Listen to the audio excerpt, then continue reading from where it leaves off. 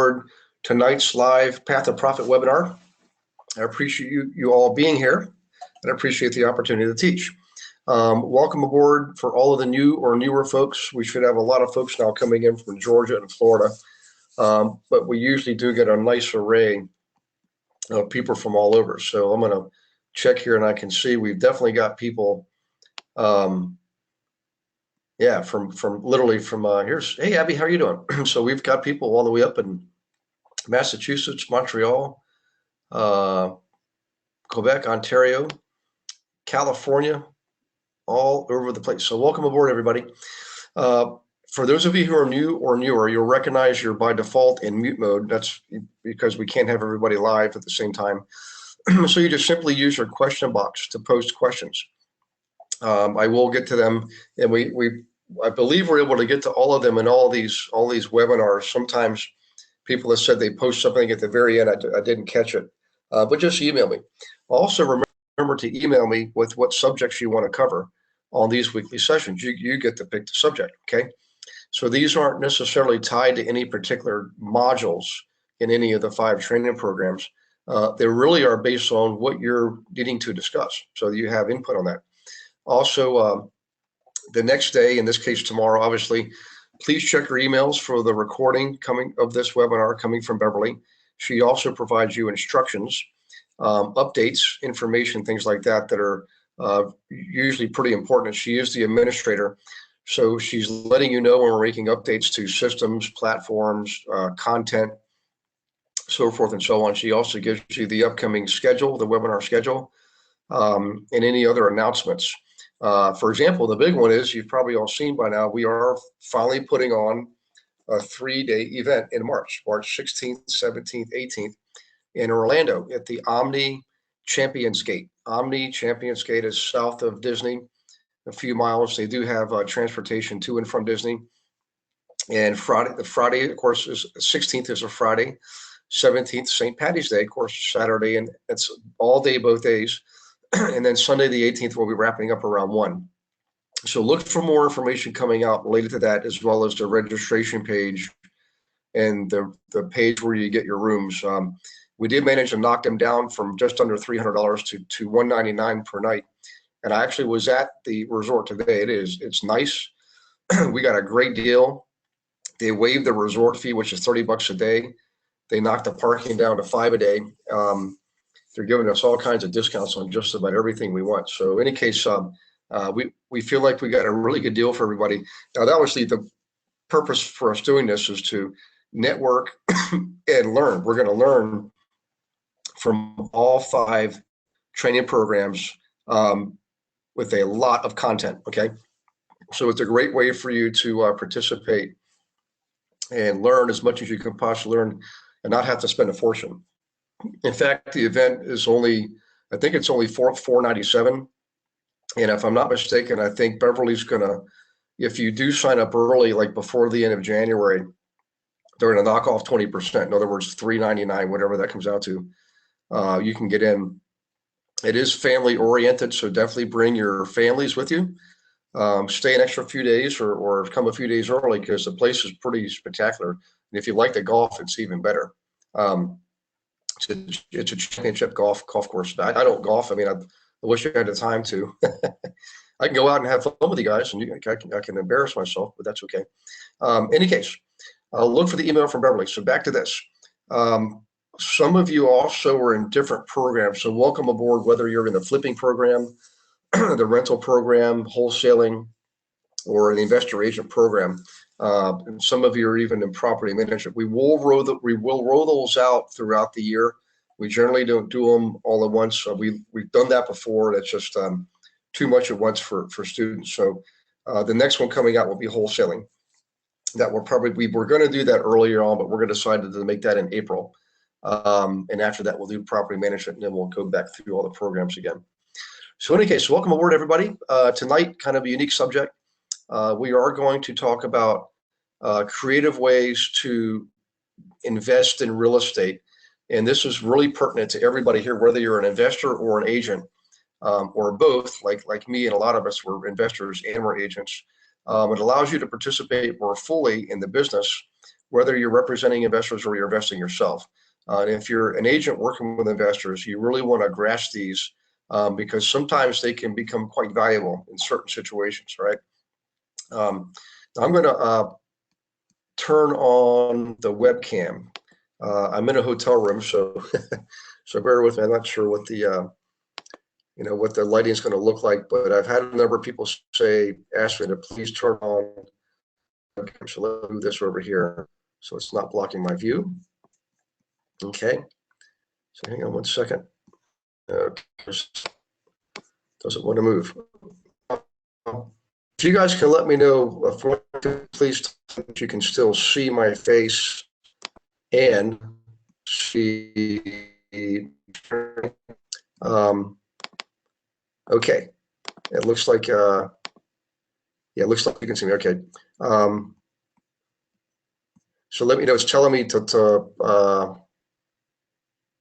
yeah, I've got to hide the webcam. Sorry, guys, it's interfering with the transmission here. Sorry about that. So Tiffany, this information here in any particular module yet. This is all stuff I've been working on for quite a while. It's techniques I've used over the last 30 some odd years. We are going to produce this. We're going to publish over to people have been asking for it, and I'll send it to you. I mean, I'll have Beverly shoot this out, okay, ahead of time. But this is going to come out in a new book coming up here in a few months. But it comes up every couple of months, so I'm just going to go ahead and go over it tonight. So it's not in any particular module you have right now. Okay. Any case, let's go back here. Just want to make sure we're okay on questions. Okay, we're okay on questions. So first things first.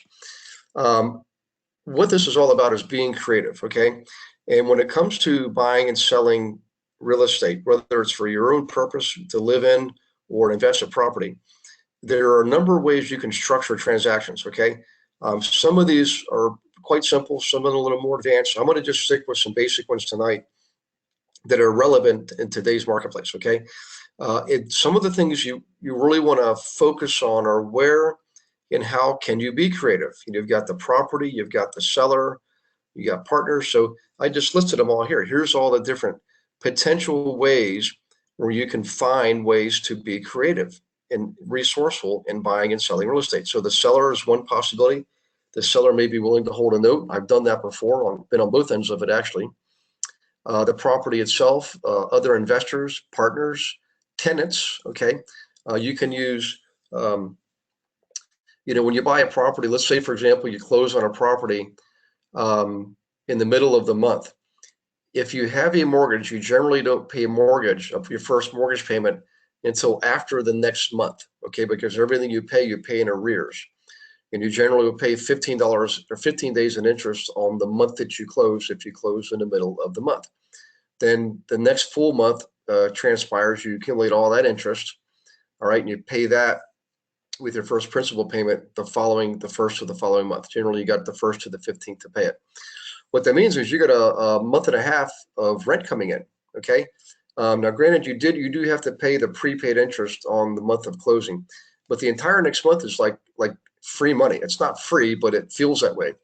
Well, you can use that to credit towards the purchase of property. So, in any case, that's just one little example. I'm going to go over a bunch of these. I just want to give you the flavor of what we're talking about. Okay, real estate agents and brokers. There are ways you can structure a settlement sheet so that the buyer pays commissions, for example, as opposed to the seller. I've done that a number of times. Okay, so when you think outside the box, in other words, the agent isn't being shorted their commission at all on this deal. It's just they're getting paid from the buyer instead of the seller. Okay, maybe there's things, sweat equity, things you can bring to the table in the way of your skills or talents. Right. Existing loans on the property can sometimes be assumed, not like they used to, but there's still a possibility, or restructured. You can restructure loans, okay? Also notes, unsecured, we call them paper, secured, unsecured, different ways you can do that. And of course, lenders that we're used to always using anyways in traditional transactions. So in any case, the name of the game is to be flexible and be creative. All right, so let's go ahead and start off with a real easy one. Before I do, I just want to double check and make sure we're okay on questions. So Mark says, my granddaughter Emma says hi. Hi, Emma. And then Mark, how are you doing? I hope you're doing well. Okay, so I think we're caught up on questions here.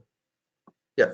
Okay, so let's just look at this scenario here. Let's just say, for example, we have a house, you know, $50,000 property, and the existing loan is only $12,000. You know, the owner has owned it for a while. So this technique, by the way, works really well when the owner either owes nothing, as the seller owes nothing on the property, or maybe no more than, say, 40, 50%, something like that. In other words, they have a strong equity position in the property. Okay, and we're going to use real low numbers just to keep it simple, and then obviously you can extrapolate from this and realize that this can be used with any size property if the conditions are correct or right. Okay, so let's just go way back. $50,000 property, an existing loan of only $12,000, and the owner would like to receive a $15,000 down payment. About would that be 30% of the value of the property? Okay, and they're willing to carry financing. They're willing to carry a note. Okay, for the balance. In this case, the balance would be $23,000. So if you add 23,000 to 12,000, to the $23,000 dollars that the owner is willing to hold in the form of a note, add that to their existing loan that they owe for $12,000, you now are up to 35,000. And if you add a down payment at a 15,000, well, now you're up to your $50,000. So let's just walk through this, and then we'll give you a rundown on an example. Okay, we'll go through basically a how-to chart. So, bottom line is this: you know, if you get the $50,000 property, if you subtract the loan balance that the current owner has, that's 12,000. You subtract the down payment that they have, 15,000. That leaves a balance of 23,000 has to be dealt with, and that's what you can be creative with. You can offer this person a note for 23,000. In other words, they would be the lender. Okay, so the way you can make this work though is this: you know, if you know their current loan balance is 12,000 and they want 15,000, what you could do is go out and get a brand new first mortgage for $27,000 to pay off the 12,000 or first original mortgage of $12,000 and give the seller their 15,000 in cash. The next thing you have to do is enter into an agreement to where the seller holds a mortgage, right? They give you the note, you give them the mortgage for the amount of 23,000, which is what's left over. Obviously, 27,000 plus 23,000 equals $50,000. So it's one creative thing you can do. Okay, and you just use a regular sales agreement to make that offer, and you just have to structure this in there. You have to put this in wording. You can do it as an attachment, as an addendum, or an exhibit. Okay, as long as everything's documented. Remember, in real estate is the only form of contract law where, in order for a contract to be supported in court, it has to be in writing. Other contracts can be verbal, like for a plumbing repair job, for example. You could go to court on that, and a judge would hear the case. But if you go to court on a real estate transaction and there's no written agreement, a judge is going to throw up their hands and say, I can't hear this case. It's not in writing. Therefore, I can't support it. So just be aware of that. Any case, so we gave the basic gist on that in plain language. Let's look at a chart that shows us how to explain that. First things first, the buyer has to have good credit, obviously, or nobody would do this deal with them. And the seller has to be flexible. So the terms are: you got a price of $50,000, existing loan of $12,000. The requested or required down payment of $15,000, and a loan that the seller is willing to hold for $23,000. That all equals $50,000. So procedure is this: get a new first mortgage for $27,000, pay off the $12,000 existing mortgage. The remainder of that, 27 minus 12, in this case, 15,000, goes to the seller, and that seller holds a note on the remaining balance of 23,000. That's really it, guys. I've actually done this myself, and it does work very well with the right circumstances. Now, again, I want to emphasize, I am a pretty conservative person. When I invest in real estate now, I'm generally just using cash. Okay.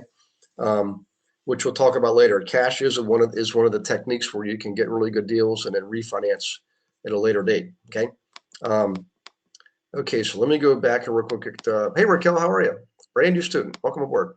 Okay. For that first mortgage of $27,000, is there a down payment required for that, like a regular loan? So yeah, and actually, so what happens, Raquel, is the down payment's actually the 15,000. You follow what I'm saying? So um, your the property's worth 50. Let's assume it actually does appraise at 50. You go to a lender to get a first mortgage for 27,000. That's just barely over 50% of the value of the property. So loan to value is just over 50%. It's actually going to be less than 60%. And most lenders would make a loan when their exposure is less than 65%. If it gets 50% or less, they're like really thrilled. So the way it looks like, the way it's structured is the down payment to the seller actually gives the 15,000 balance between the 12,000 owner's current mortgage and the loan of the 27,000. Um, and by the way, the banks that will do this are typically going to be your local community banks. You're the big, Bank of America, Wells Fargo. They're going to kind of frown on this type of stuff, guys. Okay. Um, in the old days, they actually would do it, but not anymore. Let's see. Miho, hi Miho. Hi Gary. What is the benefit for the sellers as a second position? So, Miho, great question. So, number one is tax benefits. When the seller sells this property like this, um, the year that they sell it, they're only going to have to pay taxes on the 27,000, right? In other words, they got a benefit of debt elimination of 12,000, and they got a down payment of 15,000. So 27,000 essentially benefited the seller. Um, what happens though is they get to postpone their tax burden on the other 23,000 because that's going to be paid off over time. So each year they have to account for any principal portion of the payments that are repaid to them. But so one benefit is tax wise, they can spread out their tax burden. Okay, the other thing is this: um, many investors, for example, when they get older, like me, I don't think I'm really old, but the bottom line is, I'm in a position now where I don't have any mortgages and I don't want any mortgages. However, I'm willing to lend money or be partners, equity partners, profit sharing, things like that. Um, and take my chances with people that I know and properties I feel comfortable with by being the lender, and take a monthly payment every month. Yeah, the stock market's been red hot, but you know what? The stock market goes up and down very dramatically. So another benefit then would be, again, Miho, is the fact that the sellers get to play banker. And I will tell you this: when you understand how amortization works in what we call fractional lending, you will know then that the bankers in the world are the ones at the top of the food chain. Okay. So if amortization, if fundamentally speaking, with amortization, in the beginning of a loan, most of the payments are heavily weighted towards interest, or almost all interest and very little principal. As a loan progresses and amortizes towards the end of the loan term, say 30 years later, the payments are almost all principal and very little interest. It's the opposite. So what happens is, Miho, most people will refinance. Let's say I was the seller in this case and I had held back the $23,000 note. The first year I'm going to get back virtually all interest in those payments, okay, because the way amortization works. But let's say that the buyer decides to pay it off early. I could even charge them a prepayment penalty, which a lot of lenders do. But more importantly, I'm also getting the bulk of my principal back. I might be getting back $22,900, for example, and the whole year I made interest only. So, in any case, lots of benefits. But those were a couple of me. So I appreciate the question. Thank you very much. Um, okay, so is the 15,000 as cash? So Raquel, what happens is when the buyer got the loan for $27,000, the seller's first mortgage had to be paid off of $12,000, or the seller's current mortgage. The balance of that loan, $27,000 minus $12,000, in this case $15,000, that did go to the seller. To them, it actually is cash. To the buyer, it's a loan. To the seller, it's cash. Okay, kind of neat how that works. Okay, Mijo. So asking, so can we do this with the seller of a primary residence? Yes. So these techniques, Mijo, and for everybody, many of them can be used whether it's an investment or you're purchasing your own home to live in. In fact, I'll tell you, back in the late 70s, early 80s, interest rates were, 18, 20%. It was just crazy. And we bought houses using these exact techniques, that we lived in. I mean, we would buy a house using creative financing, owner financing, for example, and live in the property. And then we would sell it a few years later after we fixed it up and made improvements and made it more valuable. So that's part of how I grew up, actually. Okay, so the interest is the profit to the seller. Yes. So Raquel, when the seller holds his $23,000 second mortgage, the interest is all icing on the cake. So in other words, let's say they let it fully amortize over whatever 20 years. All that interest. I mean, the payback on 23,000 over 20 years will probably be more like 40 or 50,000.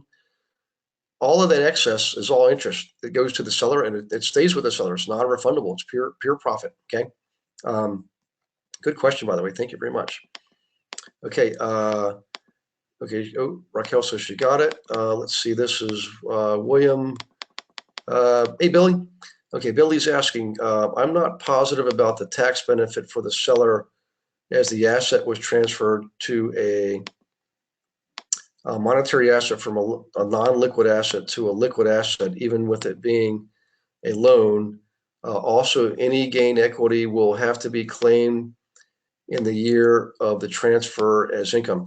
Well, I'm not a tax accountant, but whenever you, like in this scenario, Billy, up to this point, the seller only got $27,000.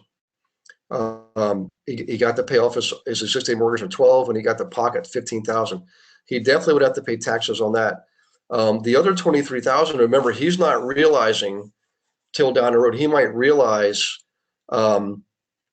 he's definitely going to realize interest, and he's going to realize principal over time. But you only have to pay taxes on that in the year you realize it. And I've actually done this before. I've been on both ends. I've been the lender and I've been the borrower.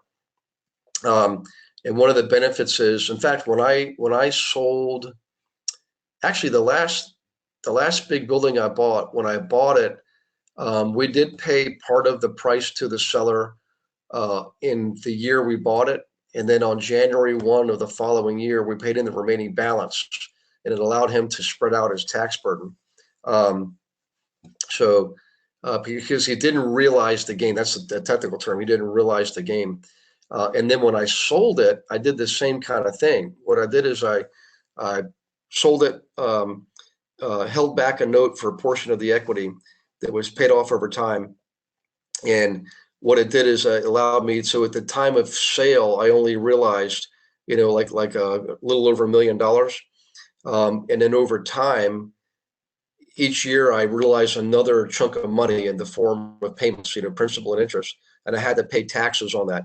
And I still have I still had that. And even just a few years ago, I did have some other financing with private parties that I've paid off. But same thing to them. They didn't want me to pay them off because they'd have to take that full tax burden at that time. So if you ever do this, guys, always, of course, check with your tax accountant and verify everything. But that's been my experience, current, recent times and going back, a couple of decades actually. So, in any case, I'm going to real quick get a drink of water. So hang on one second, guys. I talked today, so my voice is a little bit rough. Okay, thank you very much. So let's do this.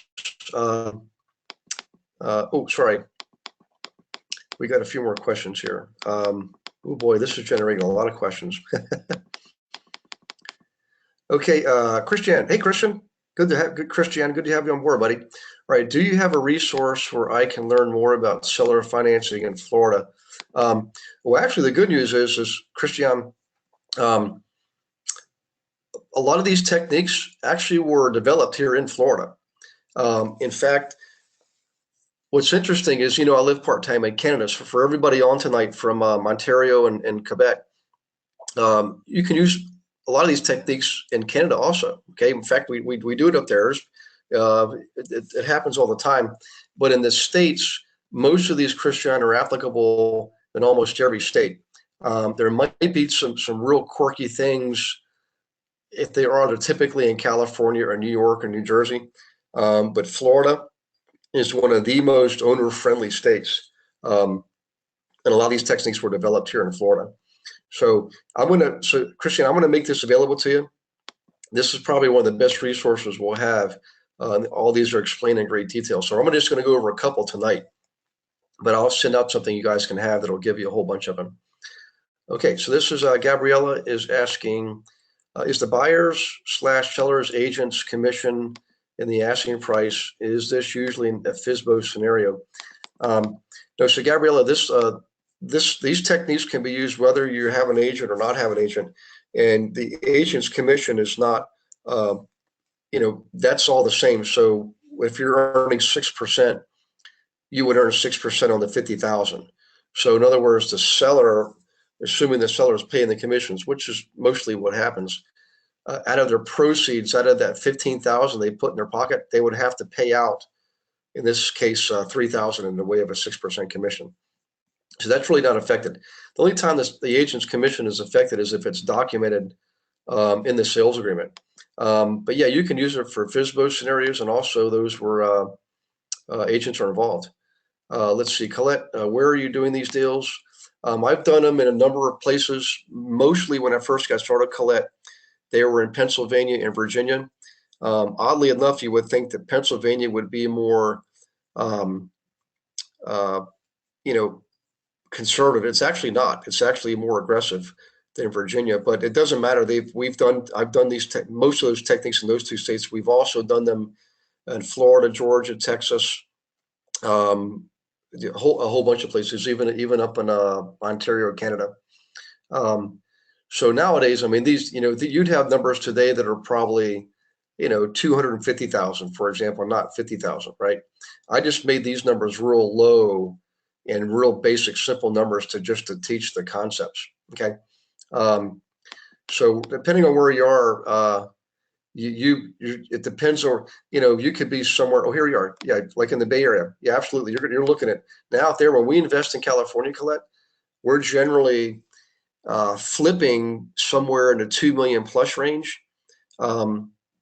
In the case of multi-units, it just depends. Like if I'm buying rentals out there, I'm going to go all the way out to Fresno, Modesto, Stockton, places like that.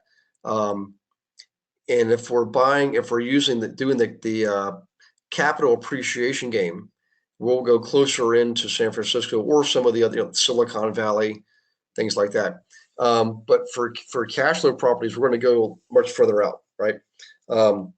So we can get properties in the low hundred, several $200,000 to $300,000 in those areas. Again, Silicon Valley, up by the Bay Area, they're going to be a lot more, and those are generally more equity plays and not cash flow plays. Let's see, Christian, Ricardo and I are on this together. He said, "Hey, Ricardo, how you doing, buddy?" Okay, let's see, Colette, how do we make this work in $700,000 market? So Colette, same exact. Remember, the fundamentals never change.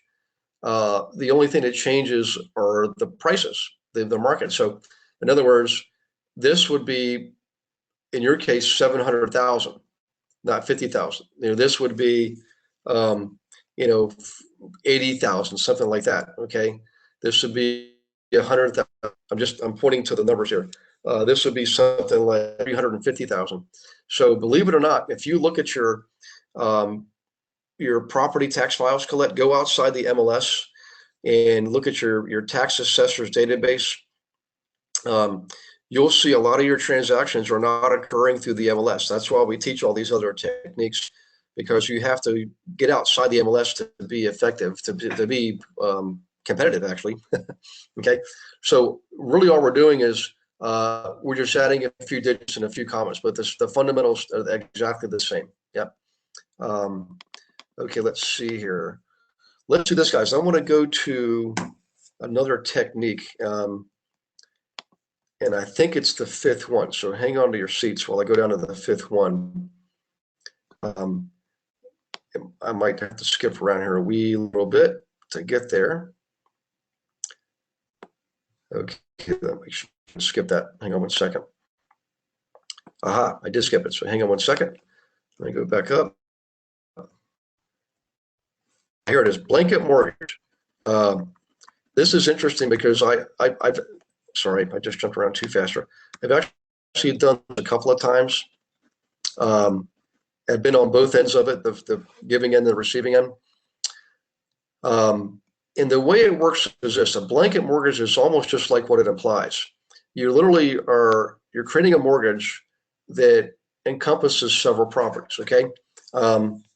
It does require a seller who's willing to, maybe a seller who's retiring, and everybody likes getting big chunks of money, but a lot of retirees, they like having cash flow. They like having a steady stream of money coming in. Okay, so this person, in this case, you have to look at the scenario, look at the person. In one way, one concern, you have to think about the mindset of both the buyer and the seller. In this situation, the seller might be concerned, that the buyer might walk away if they don't have a substantial equity in hard times. Well, there's a way you can overcome that. You can create a blanket mortgage that encompasses several pieces of property. So in other words, this is the first time I did this. What I did is I took out a mortgage that was a blanket mortgage that covered 10 of my properties. Okay. Now I was pulling out equity and using the proceeds to buy another property. All right. So, and now all the properties are encumbered. The risk to me is, as the buyer of this new property, because I encumbered all my other properties in a blanket mortgage, I put them at risk. Okay. Now I was willing to take the risk in this scenario because I really wanted the property. It was a good deal. And I figured, man, I'm going to get this. And if, somebody's going to snap it up, I want it to be me. It was a great deal. So what I did is to provide security for the seller is I showed him, I said, look, I'm going to demonstrate my confidence in this transaction and my willingness to stick with it by encumbering all of my other, not all of them, but 10 of my other properties, right? And by the way, a blanket mortgage, ironically, doesn't even have to just encumber other real estate. It should. I mean, it should just be real estate related, but that could mean garages, storage facilities, retail, like small strip malls, things like that. All kinds of even people. This sounds crazy, but mobile homes. I've seen that done before. Even cars, believe it or not. One of my son's best friends was a classic car collector and an investor. He actually flipped cars and flipped homes and accumulated rental properties. And what he would do is to sweeten the pot under certain circumstances, or to separate himself from the crowd where other investors were doing things that involve real estate. He would offer up, encumber some of his classic cars. And he got more deals because of that, because a lot of people are car buffs. Men and women could be car buffs. In fact, one of my friends down in Florida, some of you may have heard of him. His name's Frank McKinney. He's the guy that builds those $50 million mansions on the ocean front. He's a flipper. He used to flip homes. Then he moved into new development. And one of his deals, he really wanted the property, oceanfront property, a couple acres, and there was the seller. The seller was hedging. There was a seller was hesitating. So what Frank said was, look, he actually drove up in one of his classic cars. He noticed the guy kept looking at the car. And he finally said, "Hey, you're interested in the car?" And he says, "Yeah, what is it?" He told him whatever it was, 57 Chevy, something like that. And Franks threw the keys at him. The guy said, "What are you going to say here? I tell you what, you do the deal, I'll throw in the car." And he got the deal. Okay. So just be creative, think outside the box, and don't ever don't be afraid to ask, because you just never know when you're going to get a yes answer. Right.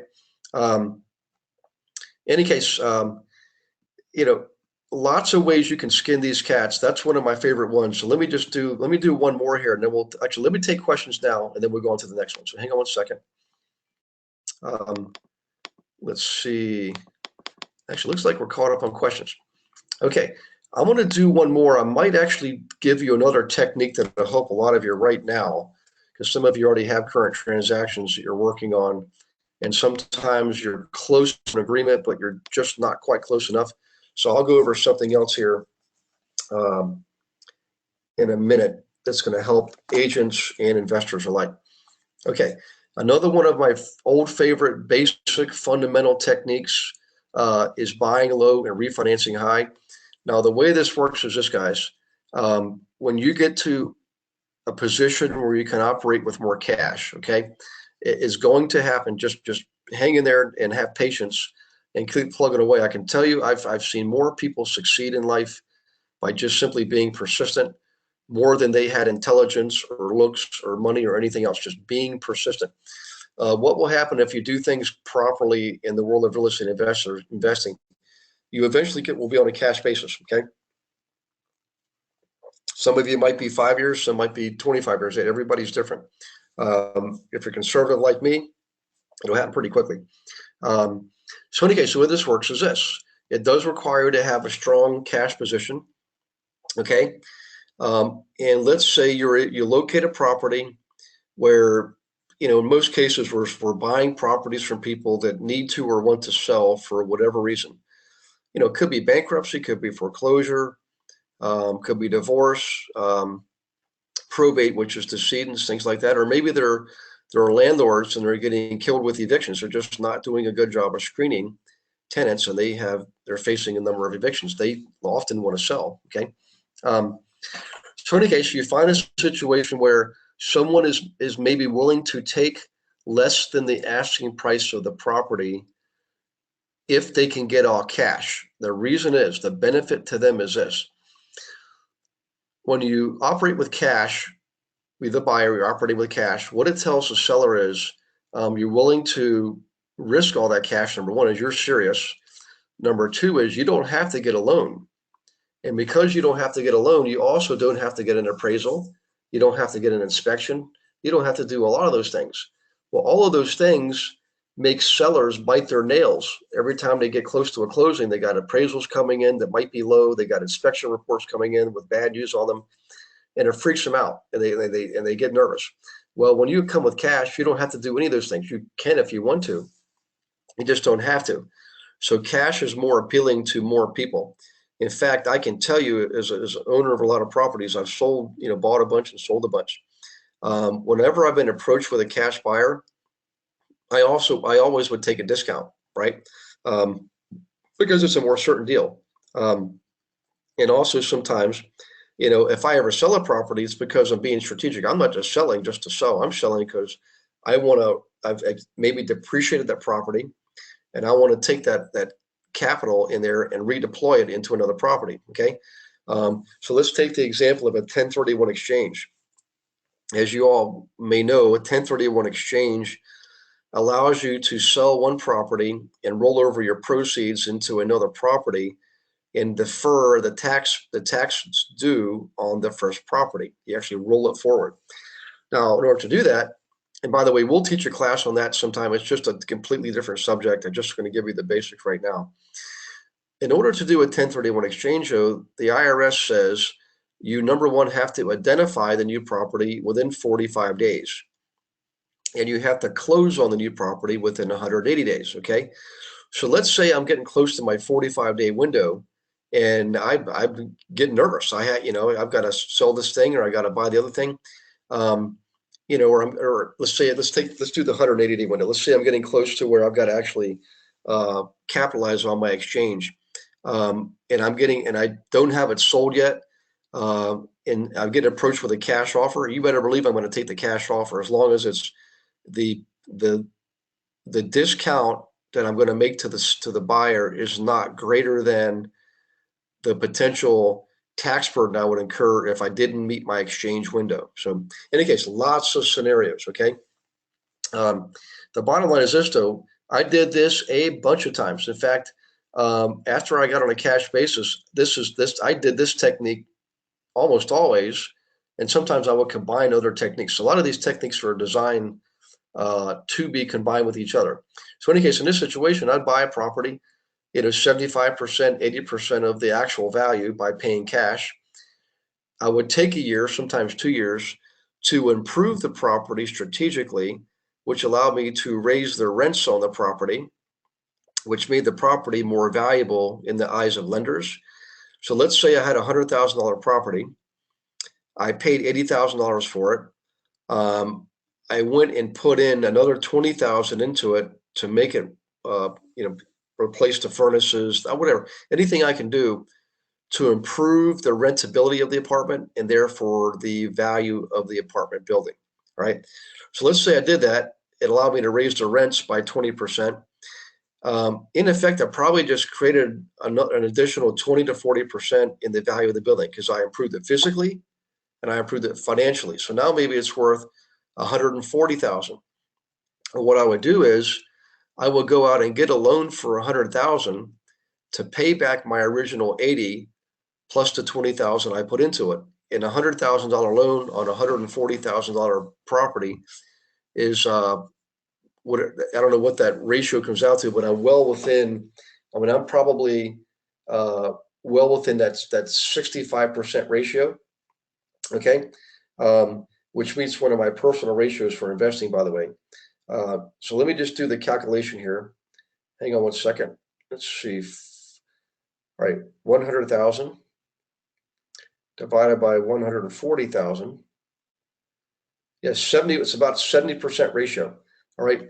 I generally like to be in, when I'm aggressively growing, being around a 65% debt to ownership ratio. So I don't want to owe any more than 65% of what I own. Okay. In any case, back to the subject here.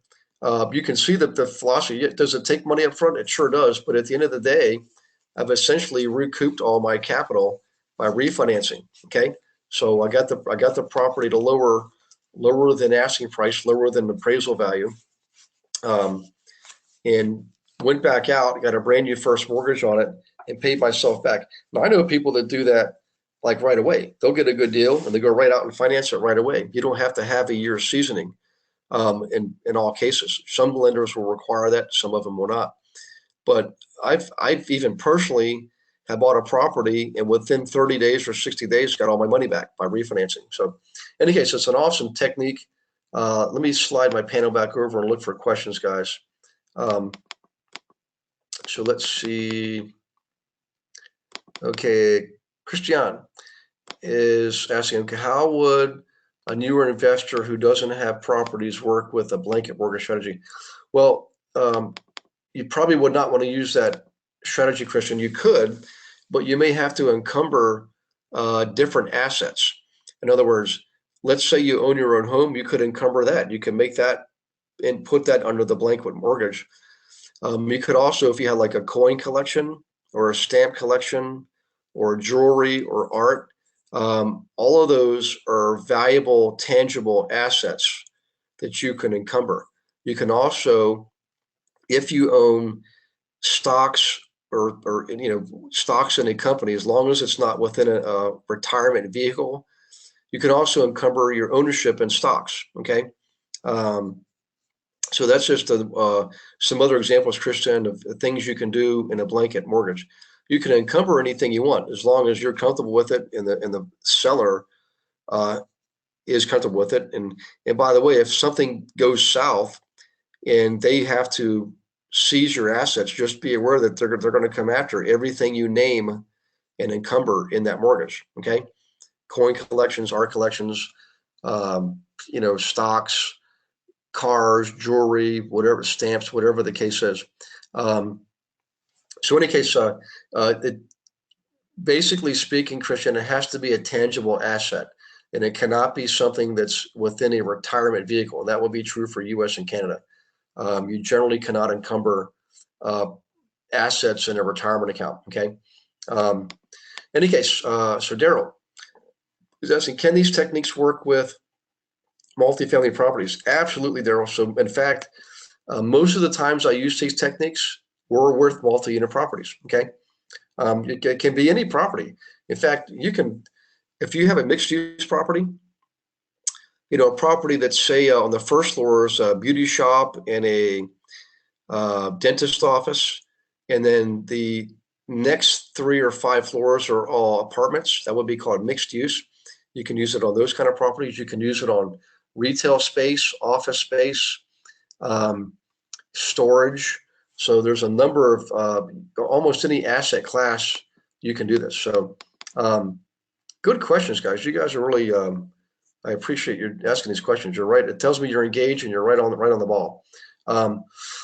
Okay, listen to this. We got about 9 minutes left. I want to go over something else that's not on here. It is part of our tax strategy session. So let me see if I can locate that real quickly. Let me just go back to the beginning. Oops, it went too far. Okay, almost there. It's in the front part of this. This is all part of this new book. So let's see, LLC, real estate investment trust. Okay, here we go.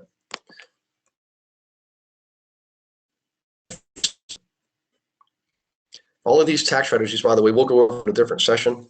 But I want to give you a technique that you can actually use transactions that you're currently working on now. Okay.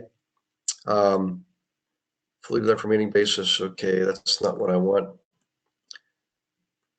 Okay, buy your first multi-unit property and live rent free. Okay, we don't worry over that. Get close. Okay, leveraging your money to today's market.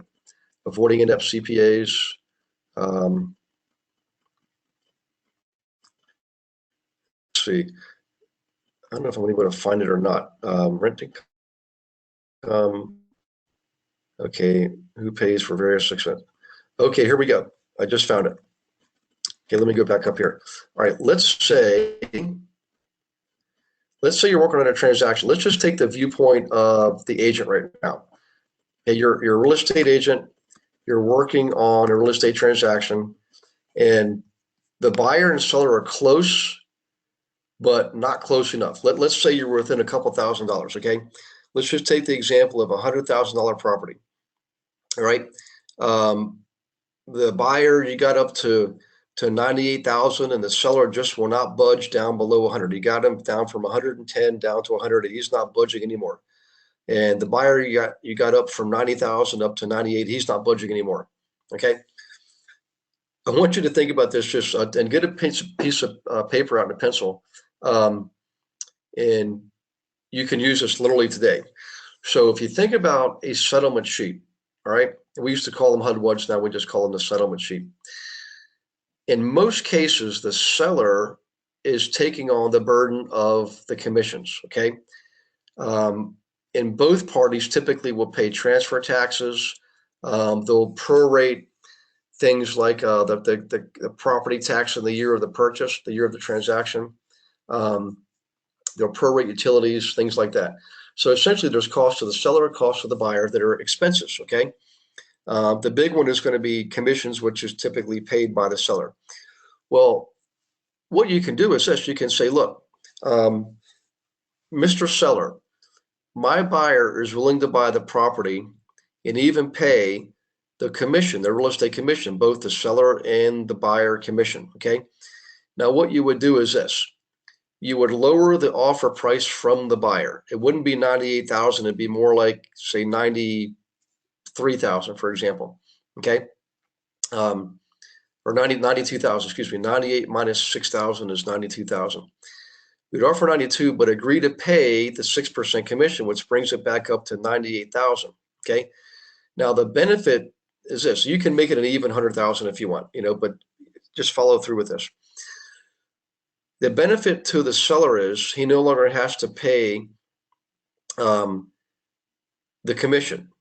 He also no longer has to pay capital gains on 100,000. He's now only going to pay capital gains on 92,000. So he saved capital gains on $8,000. Let's say capital gains is 25%. That would save him $2,000. Okay, so if you think about it, he would have had to pay 6,000 in commission, and he would have had to pay 2,000 in capital gains. He would probably, in other words, he'd have to pay 25,000 in capital gains, but now because he's selling it for 92, he's paying on 8,000 less. He's paying capital gains on 8,000 less, which is equivalent to $2,000. So what I'm getting at is the net benefit to the seller is he essentially gets the price as if he would have got $100,000 and paid all the capital gains on $100,000 and paid the commission. The difference is he's getting 92,000, but he does not have to pay commission. He does not have to pay capital gains on $8,000, which is 2,000. That total 6,000 plus 2,000 is $8,000. That's the difference between 92 and $100,000. Now you're probably asking, okay, why would the buyer do it? Well, the reason is the buyer gets to write off that commission as an expense in the year he took the expense. A commission payment paying commission does not go against the cost basis of the property. Okay. So what I'm getting at is this: at tax return time, he just took on an additional $6,000 expense, but he gets to, let's say his tax bracket is 25%. He would get 1,500 of that back, okay, at tax time. So he paid 92,000 for the property. This was the buyer. He paid 6,000 in commission. So he paid his 98 that he wanted to pay, but he also got 1,500 back at tax time because the 6 of that 98 was commission, was an expense he took. He gets to take in the year of the expense, the year the expense was taken. So if you follow that through there, I know I just gave you a lot there, but can you see how you can use this in your transactions today? You're the agent. You're going to get paid no matter what. But let's say you're working with a buyer. Can you see how this can get the buyer the property that he wants, and the seller gets to sell the property to get the money they want? In other words, the net. They both get the net that they want. So that is an awesome strategy. You can use it to pay not just commissions. You can use it to pay transfer taxes. Sometimes you'll see in certain markets the seller will pay the buyer's expenses, but the buyer can pay the seller's expenses too, depending on the market. So all you're doing is you're shifting the burden of those expenses from one party to the next. That party, in this case the buyer, gets to write everything off at tax time and recoups a portion of those amounts. So you just net the offer price to make up that difference, okay? But you can use it for prorated utilities, prorated property taxes, again, transfer taxes, commissions, anything that's an expense, okay? So let me do this. I spent more time on that than I wanted to, but I want to make sure I got it, I explained it more fully. So let me just go through the questions here and make sure you guys are okay. Let's see. We got lots of questions on that one. Okay, so hang on one second. Let me start off with Tom Slater-Beck from New Jersey. Hey, Tom, how you doing? Okay, let's see. This is from Tom. Frank and I have that exact scenario right now. Frank's the seller agent, and I'm the buyer agent. Cash deal. So Tom and Frank, you guys can do this. In fact, if you want to give me a buzz, just set up a strategy call. Work out the numbers first. You work out the numbers. It does help if you know that your party's tax bracket, but you can work out the numbers where if you're close enough, this will help you get the deal through. Everybody wins. It's an amazing strategy. So I'm glad it's you two guys too, because I know you work together. So I know you'll be able to work it out. Okay, let's see. Mark Hamilton. I thought capital gains was only charged after 250,000, and that is if the money is not reinvested within a 2 year. Hey, by the way, Mark, all of that is changing now. I mean, of course, the new administration got their tax bill through, um, but the principle remains the same here. So, in capital gains, by the way, you might be talking about just a personal property. On an investment property that's non-owner occupied. I've always had to pay capital gains on the full thing. That may have changed with the new tax law. I don't know, but I would check with your tax accountant. You can actually get the new tax code online, but the principles remains the same. Whether it's $1 million or 250 or 5 million, the principles still apply. Yeah, hey Mark, I think you're talking about your own personal property, because I just saw your 2 year time frame there. Yeah, I think that 250 threshold is only on your owner occupied properties. Let's see, this is William K. Capital gains will only be paid on the actual gain, sale price minus original purchase price, not considering that's, yeah. So capital gains, guys, just so you know, and we can have another class on this. Let's say you bought a property for $100,000, okay? And then 10 years later, you sold it for $200,000. On the surface, it looks like you'd have to pay on the gain of 100,000. Anything between the 100 you paid for it and the 200 you sold it for, you will pay capital gains just on that portion. Now, the reality is most people are depreciating their properties. So every year you take depreciation, it reduces the cost basis of the property. That's what happens in tax law. Now, let's say you depreciated the property by $50,000. You took depreciation to the tune of 50,000 over several years. When you go to sell for 200,000, you don't just pay capital gains on the 100,000 that you gained. You got to pay capital gains on the 150,000. The 100,000 you gained to the actual gain, in the 50,000 that you have to recall. They call it recapturing. You got to recapture that depreciation and pay taxes on that. All you did is you postponed the tax burden. That's all you did.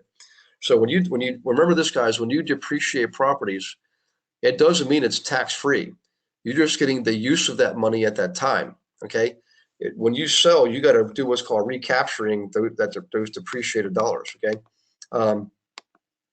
Let's see, Mark A says, okay, understand this concerns a buyer that is making enough money that he would owe. Gotcha. Okay.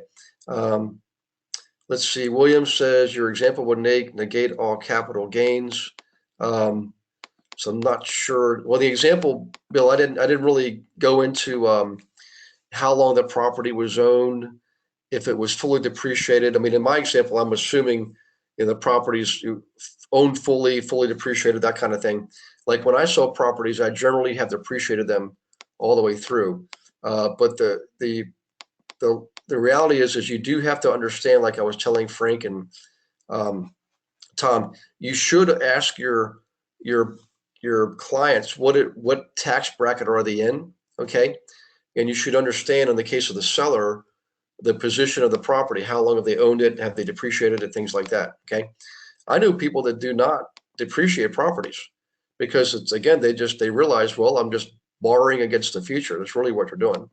Okay, this is for Miho.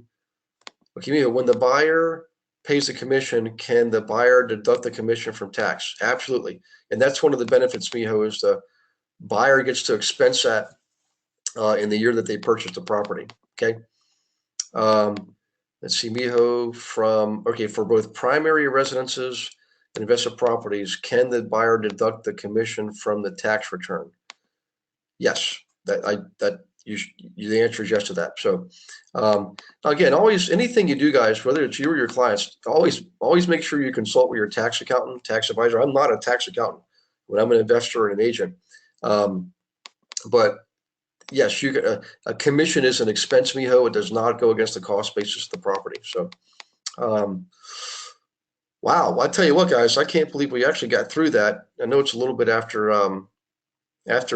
5 California time or 8 Eastern time. If you like that subject, we can go over more of these at a later date. There's a lot of things we need to go over here in the next couple of months. We've had a lot of backed up demand on subjects to cover. But I want to make sure you have a clear, or excuse me, have a clear view that there are alternative ways to structure deals. Okay, and we just went over 4 of them tonight. One of them, the last one, I knew was going to strike a chord with some folks. It sounds like it did with Frank and Tom. So, guys, if you're stuck on that, just give me a buzz. I'll help you out. Well, listen, guys, everybody, thank you very much for participating. And remember, if you do have something you want to cover specifically, please let me know via email. I hope you have a wonderful rest of the week and an awesome weekend with you and your families. And look for the emails, the information on the 3-day event in March. We're all going to get together. Everybody's going to get to see each other in person. A lot of you have been asking for this for up to 3 years now. And we are going to bring in investors in there. So just make sure you come prepared to make contact with people and get some business out of this thing, okay? So, all right, guys, God bless you and your families. We will see you next week, by the way, which is going to be the 23rd. So next Tuesday, the 23rd, I will be in Sarasota, Florida, and we'll see you then. Okay, guys, take care and God bless. Bye-bye.